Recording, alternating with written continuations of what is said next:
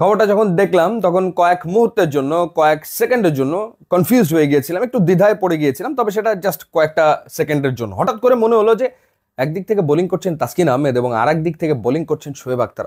কি দুর্দান্ত ব্যাপার, কি দারুণ ব্যাপার। পরে মনে হলো আরে না, এরকমটা তো আসলে হবে না। শোয়েব আখতার বিপিএলে আসছেন, শোয়েব আখতার ঢাকা ক্যাপিটালসে আসছেন, ঢাকা ক্যাপিটালস তার সাথে চুক্তি করে ফেলেছে। তবে সেটা মেন্টর হিসাবে খারাপ হতো না, মন্দ হতো না যদি দু একটা ম্যাচে শোয়েব আখতার মাঠে নেমে পড়তেন এবং তাসকিন আহমেদের সাথে জুটি বেঁধে বোলিং করতেন। না, তেমনটা হবে না।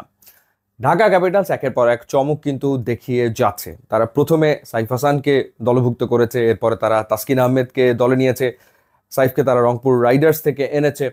এরপরে আমরা দেখলাম যে অ্যানাউন্সমেন্ট দিল তারা অ্যালেক্স হেলস খেলবেন ঢাকা ক্যাপিটালসের জার্সিতে। একটা বড় নাম T20 ক্রিকেটের, রংপুর রাইডার্সের হয়ে তিনি খেলেছেন এর আগে।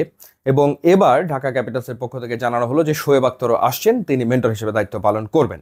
গত সিজনে কিন্তু শাহিদ আফ্রিদি এসেছিলেন এবং তিনি চিটাগং কিংসের মেন্টর হিসেবে দায়িত্ব পালন করেছিলেন, যদিও তার অভিজ্ঞতা খুব একটা সুখকর হয়নি এবং তিনি বিস্তর অভিযোগ করেছিলেন যে তার পারিশ্রমিক দেওয়া হয়নি ফ্র্যাঞ্চাইজির পক্ষ থেকে। অভিযোগপত্র তিনি জমা দিয়েছিলেন বিসিবিতে।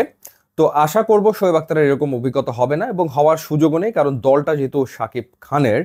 এবং গত সিজনে কিন্তু এই ঢাকা ক্যাপিটালস তারা পেমেন্টের ক্ষেত্রে একেবারে শতভাগ স্বচ্ছতা দেখাতে সক্ষম হয়েছিল এবং প্রশংসিত হয়েছিল।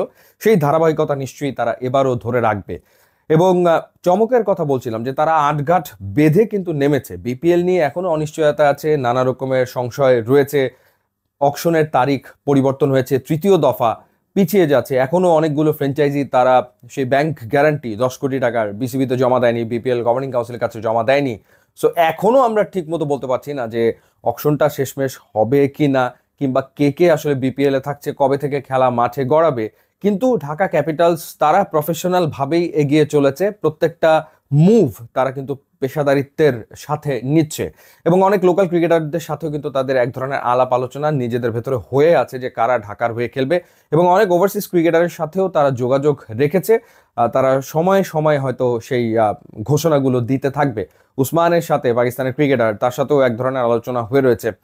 এবং একই সাথে যেটা শুনতে পাচ্ছি যে লিটন কুমার দাস, বাংলাদেশের T20 ক্যাপ্টেন, তিনিও আসলে ঢাকার হয়েই এবারের বিপিএল এ মাঠে নামবেন। কিংবা এর আগে যারা খেলেছিলেন হাবিবুর রহমান সোহান কিংবা সাব্বির রহমান, তারা ঢাকার জার্সিতে বিপিএল এ খেলবেন। অন্য টিমগুলো আসলে কিন্তু পিছিয়ে পড়ছে, মানে ঢাকা যে গতিতে সামনে এগোচ্ছে বাকি দলগুলো সেভাবে কিন্তু সামনে এগোতে পারছে না। রংপুর রাইডার্স গোছানো টিম, কারণ তারা যেহেতু বিপিএল এর নিয়মিত খেলে।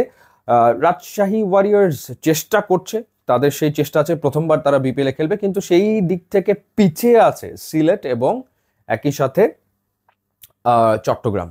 সিলেট হয়তো শেষ মুহূর্তে গুছিয়ে নিতে পারবে, যেহেতু ওখানে মেহেদী হাসান মিরাজ এবং ইমরুল কায়েস তারা রয়েছেন। তবে দেখার ব্যাপার যে চট্টগ্রাম নিজেদেরকে কত দ্রুত আসলে গুছিয়ে নিতে পারে।